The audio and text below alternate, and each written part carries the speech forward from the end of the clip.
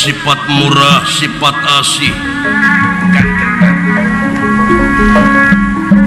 Maksad medar carita wayang nu jadi perlambang hirup manusia nu gelar di marcapada.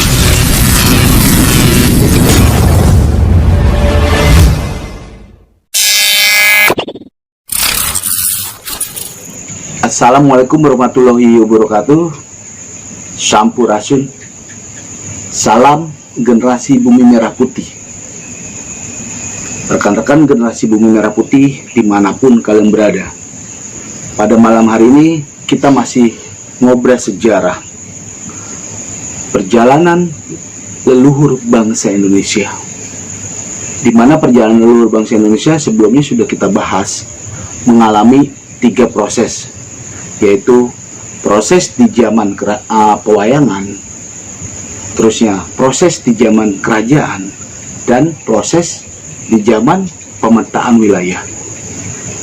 Di samping saya sudah ada narasumber kita, yaitu Mas Agus, yang akan mengupas tentang perjalanan leluhur bangsa Indonesia. Mau usah lama-lama lagi, langsung aja kita korek dari Mas Agus tentang perjalanan leluhur bangsa Indonesia. Jangan pernah melupakan sejarah. Yuk kita ngobrol sejarah. Assalamualaikum Mas Agus. Waalaikumsalam. Mas Agus, sebelumnya kita kan sudah membahas, sudah ngobras tentang perjalanan leluhur ya, cerita perjalanan sejarah leluhur bangsa Indonesia, dimana kan itu mengalami 3 proses. Proses di zaman pewayangan, proses di zaman kerajaan, selanjutnya proses di zaman pemetaan wilayah. Tapi saya masih pengen menanyakan tentang perjalanan sejarah leluhur bangsa Indonesia di zaman pewayangan, Mas. Gitu.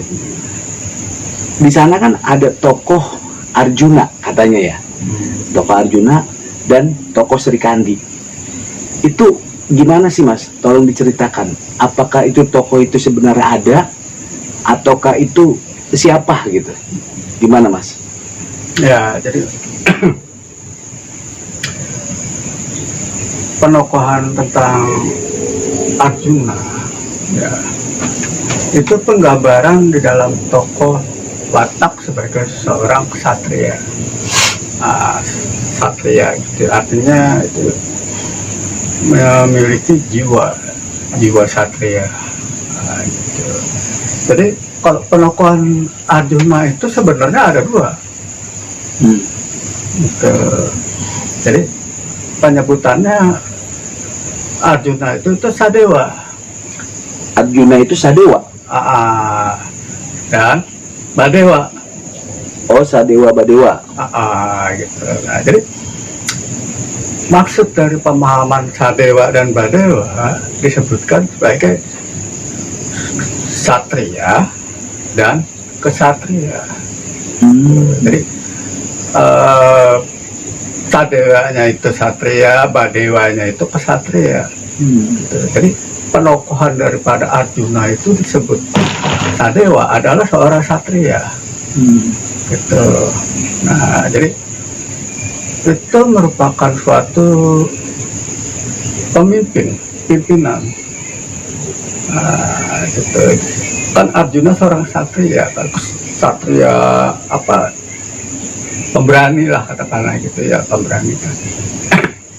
Nah, itu memiliki seorang pemimpin yang disebut Arjuna juga. Gitu.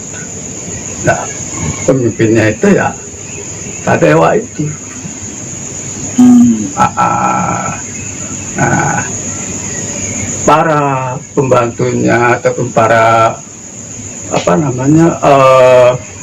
ibaratnya seperti kayak menteri atau apa, prajuritnya gitu ya, itu yang disebut Badewa. Tetapi sama dengan Sadewa itu. Gitu. Jadi kalau dalam suatu tingkatan, ya, tingkatan. Jadi begini, Arjuna kan itu sadewa badewa, nah ya kan. Nah dari Arjuna ke sadewa itu sama halnya dengan sebutan Arjuna juga, artinya seorang satria. Nah sadewa itu satria. Badewa sama Arjuna juga, tetapi seorang kesatria. Nah seperti itu. Jadi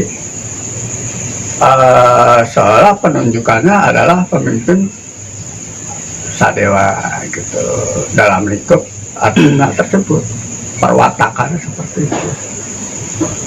Nah, jadi penyebutan tokoh-tokoh pewayangan dalam Arjuna disebutkan sadewa ataupun badewa itu merupakan suatu perwatakan daripada karakter Arjuna yang memiliki watak sebagai seorang satria sadewa dan watak sebagai seorang kesatria badewa ya, gitu. Nah, begitupun halnya dengan Sri Kandi. Nah, umumnya kan Sri Kandi digambarkan sebagai sosok seorang wanita ya yang berparas cantik dan memiliki kemampuan tinggi, ilmu pengetahuan ataupun ilmu tinggi ya gitu ya. Nah, itu pun hampir sama kalau dikatakan dalam suatu tingkatan sama dengan Arjuna seperti itu. Nah akan tetapi Sri Kandi itu memiliki tingkatan. Nah, tingkatan Sri Kandi itu berbagai macam, banyak, atau besar ribuan. Kalau ini Mas, Arjuna dan Sri Kandi itu gelar, itu sebutan gelar apa nama orang? Ya kalau kata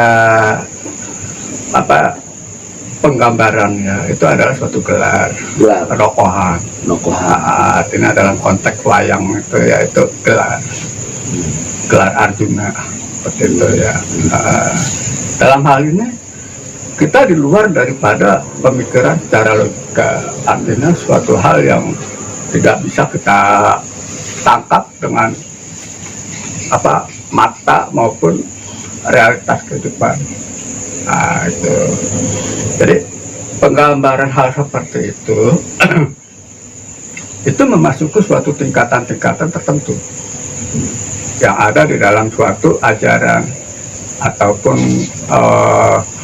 suatu profesi jenjang kalau dalam kehidupan.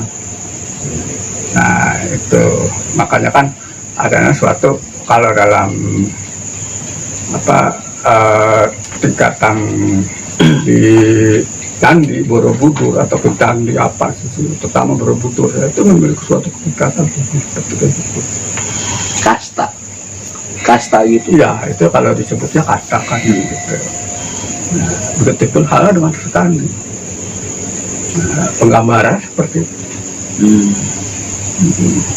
Jadi Sri Kandi itu kalau ada tingkatnya berarti mempunyai kasta gitu. Kalau Sri Kandi itu penggambaran tas kastanya itu bisa terbagi-bagi lagi dia karena memiliki menteri yang banyak. Sebenarnya Arjuna dan Sri Kandi itu ada berapa sih Mas? Satu. Arjuna itu satu. Arjuna satu, Sri Kandi satu. Ya, jadi itu kan dalam suatu penyebutan. Nah, jadi makanya saya katakan tadi tidak bisa dipikirkan dengan secara logika. Gitu. Nah, jadi dari Arjuna ya, itu memiliki suatu sebutan sadewa dan badewa karena artinya ya bisa kita melihat suatu tingkatan gitu. Nah, sedangkan Sri Kandi itu memiliki banyak gitu. Sri Kandi banyak. Ada beberapa Sri Kandi dan beberapa memiliki suatu tingkatan masing-masing itu gitu. Kalau kemampuan Arjuna dan Sri Kandi itu sama nggak kemampuannya? Jadi kalau Kan Kak Arjuna itu kayak ada satria dan kesatria. Nah, mereka ini mempunyai kemampuan yang sama nggak? ya Rata-rata gitu. Ya, jadi kalau memiliki suatu kemampuan yang sama itu bisa dikatakan hampir sama. Rata-rata sama kemampuannya. Sama. Gitu. Akan tetapi memiliki suatu hal yang paling dominan, yaitu Sri Kandi. Itu. Jadi penggambaran tokoh Sri Kandi dan Arjuna pun itu memiliki suatu karakter wajah yang hampir sama. Oh, wajahnya sama. Makanya kan memiliki hampir sama ya. Makanya penggambaran hal seperti itu tuh dikatakan sama. Gitu. Jadi tetapi memiliki suatu perbedaan. Gitu ya, bahwa Sri Kandi ini adalah sosok seorang satria. Arjuna ya, sosok seorang satria. Dan Sri Kandi pun sama adalah seorang satria juga. Gitu. Tetapi memiliki jiwa seorang wanita. Sri Kandi. Nah, jadi pemaknaan daripada Sri Kandi dan Arjuna itu kan sebagai seorang sosok pasang pria dan wanita gitu loh. Pasang seorang ksatria berpasangan. Nah, seperti itu. Jadi penggambaran hal seperti itu ya, kita tidak bisa melihat sesuatu hal yang nyatanya. Artinya dalam suatu gambaran, bukti dalam itu ya, pewayangan itu ya, itu kita bisa menyimpulkan bahwa sesuatu itu ada. Kalau penokohan antara Sri Kandi dan Arjuna itu kan disimbolkan dia pandai memanah ya. Jadi senjata itu panah. Bahkan panahnya itu bisa ribuan, bisa melesat ribuan. Nah, itu kan sebuah katakanlah kalau di dalam pewayangan sebuah simbol. Maknanya apa, Mas? Nah, jadi begini ya. Kan memanah bahkan besar ya.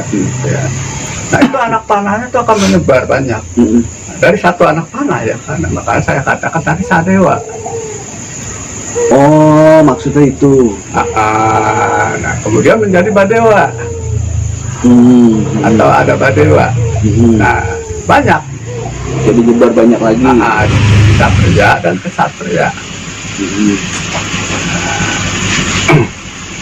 Tetapi kalau saya bicara dengan konteks ilmu pengetahuan seperti zaman masa sekarang ini ya, itu pemahaman saya itu sebagai apa? Ilmu pengetahuan. Ilmunya ini, pengetahuannya ini, gitu. Ilmu pengetahuan. Berarti ada dua persepsi nih ya. Ya, gitu kan? Dua persepsi, tetapi memiliki tujuan yang sama. Gitu. Ini keilmuannya dan ini pengetahuannya. Kalau dalam tokoh pewayangan, siapa yang memiliki ilmu pengetahuan itu, Mas? Di dalam tokoh pewayangan. Ilmu pengetahuan Sadewa Badewa. Oh, Sadewa Badewa itu. Yang Sadewa Badewa itu ditokohkan sebagai seorang Arjuna. Sebagai seorang kesatria ataupun satria. Itu kan konteks pewayangan. Kalau di dalam perjalanan leluhur bangsa Indonesia, siapa tokohnya, Mas? Kalau ya jadi begini ya, itu sesuatu hal yang di luar logika kita ya, yang tadi ya. Gitu. Makanya saya katakan waktu kemarin itu tentang Gunung Padang. Nah, sebagai referensi saya gitu. Iya, referensi. Nah, dari sana itu memiliki suatu alur cerita. Alur cerita, katakanlah pada suatu masa itu ya, ini kita bicara konon, itu masih melingkupi seluruh Pulau Jawa, perairan. Pulau Jawa masih dikelilingi oleh perairan. Itu yang pernah kita bahas di dalam perjalanan Candi Prambanan ya. Ya, sama hal seperti itu. Nah, ya, terus Gunung Padang itu dan sekitarnya maupun ya beberapa bagiannya gitu ya, itu tidak mengalami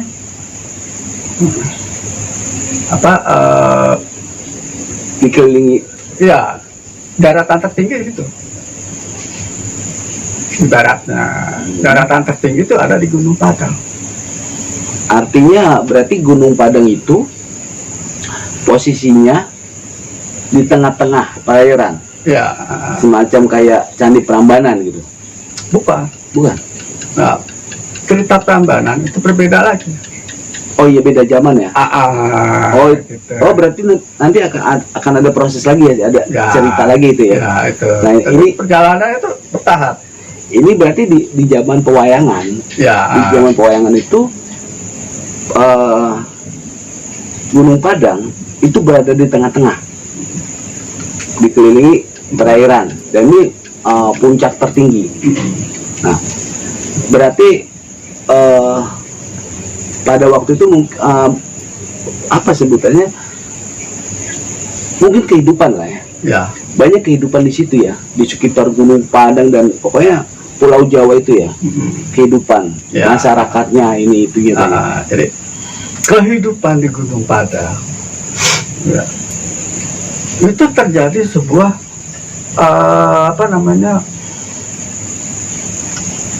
perkampungan. Oh, ada perkampungan. Tetapi di atas air. Kehidupan di atas air gitu maksud saya. Jadi ada kehidupan di atas air di sekitar Gunung Padang. Iya. Jadi di Gunung Padang. Nah, terus sekitarnya kan perairan, keliling itu. Gunung Padang jadi dikelilingi oleh perairan. Sebentar Mas. Ini Gunung Padang ini kan dikelilingi perairan. Kehidupan masyarakatnya di perairan berarti, ya kan? Mengelilingi Gunung Padang itu, ya benar ya? Kehidupan masyarakatnya mengelilingi Gunung Padang itu, terus berarti mereka hidup di perahu dong? Ya. Nah makanya kan pepatah mengatakan ataupun ada lagunya ya, nenek moyang kita seorang pelaut. Terus pada masa itu katakanlah itu kayak apa ya? Kalau kita bicara perekonomian, berarti kan ada pasar apung atau rumah apung, ya gitu. Nah, berarti dia untuk terjadi transaksi jual beli nggak sih Mas di sana ya, pada waktu itu? Nah jadi gini, pada masa itu sebelum air Surut, itu kehidupan di atas air, melakukan suatu kehidupan perdagangan, aktivitas lah ya, kehidupan kebutuhan sehari-hari dah, mengelilingi Gunung Padang itu. Iya. Mengelilingi Gunung Padang itu. Nah, terusnya gini, proses itu berlangsung berapa lama sampai air surut? Ratusan tahun. Ratusan tahun. Karena kan apa? Air itu ya ibaratnya apa? Hampir seluruh bagian dunia itu tenggelam pada masa itu. Pada masa itu seluruh bagian dunia tenggelam. Nah, Gunung Padang dia yang puncak tertinggi lah ya. Artinya daratan, ada daratan yaitu Gunung Padang sebagai puncak tertinggi yang pada waktu itu orang-orang atau katakanlah masyarakat itu memiliki kehidupan di atas Ya. air dengan mengelilingi Gunung Padang itu, Nah, itu aktivitas yang terjadi di perairan. Ya. Gimana aktivitas yang terjadi di sekitaran Gunung Padang? Oh ya. Jadi kan di Gunung Padang aktivitasnya itu dilakukan sebagai pusat kebudayaan. Pada masa itu ibadah dikatakannya, pusat kebudayaan. Jadi mengelilingi kehidupan di atas air itu, mengelilingi Gunung Padang. Kehidupan berupa kebudayaan itu di Gunung Padang. Di Gunung Padang. Makanya kan situs Gunung Padang itu banyak memiliki tanda-tanda ya adanya suatu arsitektur kebudayaan yang kita sulit pahami. Ya. Seperti ada batu yang bisa suara gamelan bunyi itu, seperti itu.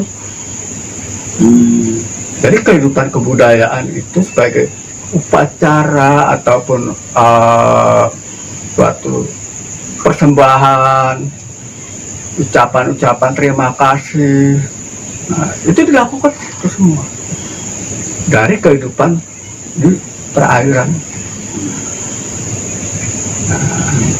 Makanya kan dikenal kebudayaan itu. Pada masa itu, kalau kita melihat Gunung Padang sekarang, itu tingginya setingginya segitu lah ya. Ya, Tingginya. ternyata seperti begitu. Nah, itu pada masa yang Gunung Padang dikelilingi air, gitu, apakah sudah setinggi itu, Mas? Atau kan katanya Gunung Padang Itu mengalami nanti pada suatu waktu, suatu saat, entah beberapa waktu ataupun beberapa jam atau hari gitu ya, waktu tahun gitu ya, itu ditemukan daratan lagi gitu maksud saya. artinya gini,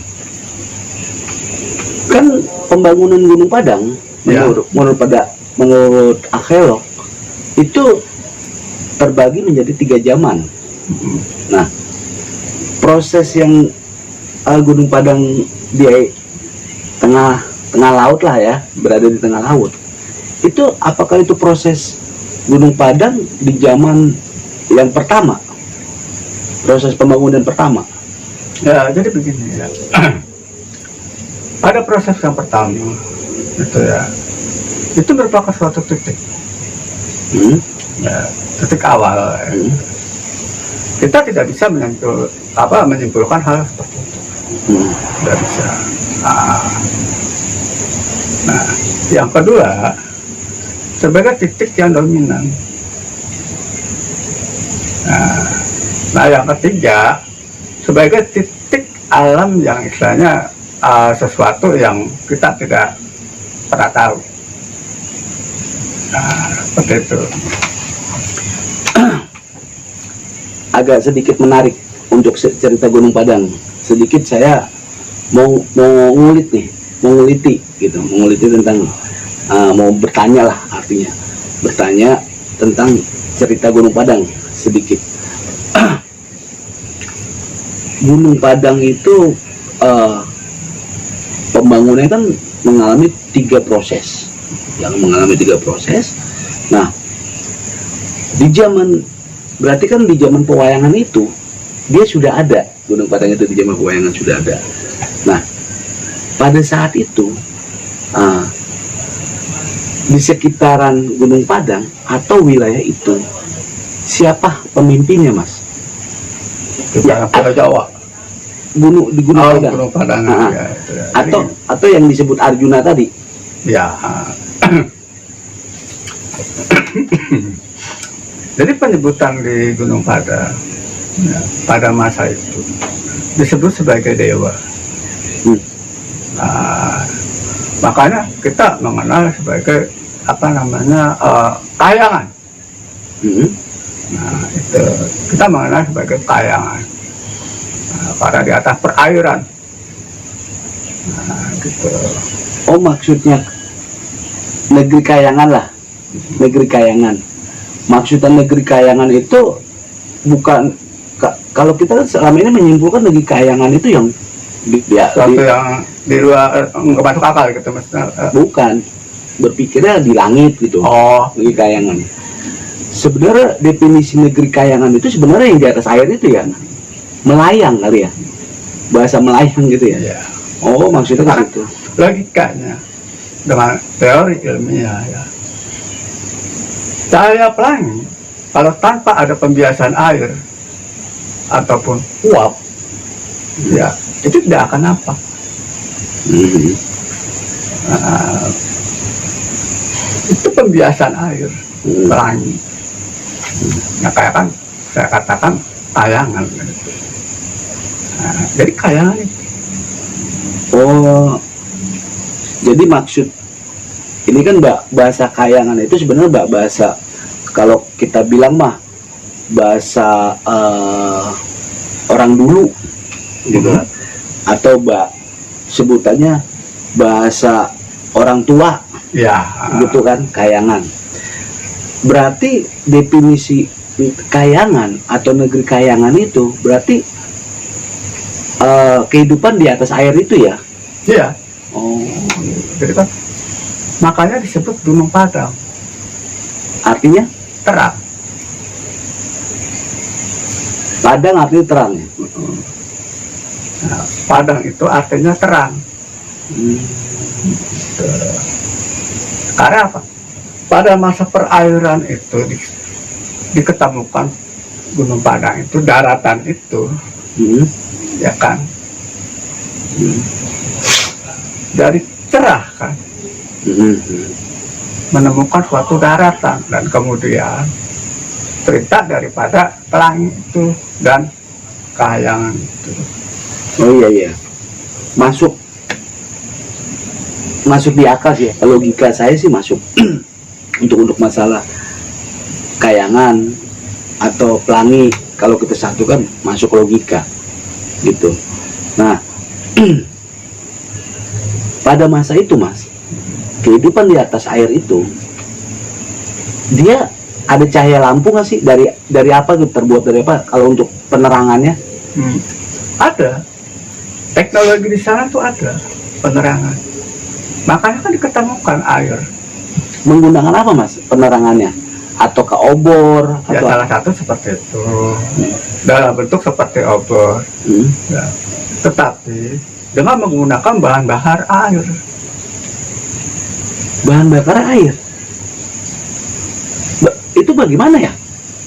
Bahan bakarnya air? Ya, Bukannya pakai minyak atau pakai getah gitu? ya kan kehidupan di atas air itu tidak memiliki suatu arena berbagai macam tumbuhan yang banyak ada. Wih. Berarti untuk penerangannya pakai bahan bakarnya air. Iya. Diolahnya seperti apa ya? Ya jadi ya itu di luar teknologi secara ilmuwan ya gitu ya. Jadi pengetahuan orang tua kita dulu itu seperti itu. Nah, air itu merupakan nukleus daripada jajaran atom air. Nukleus. Air itu. Nah, kandungan nukleus itu lebih besar dari atom. Daya ledak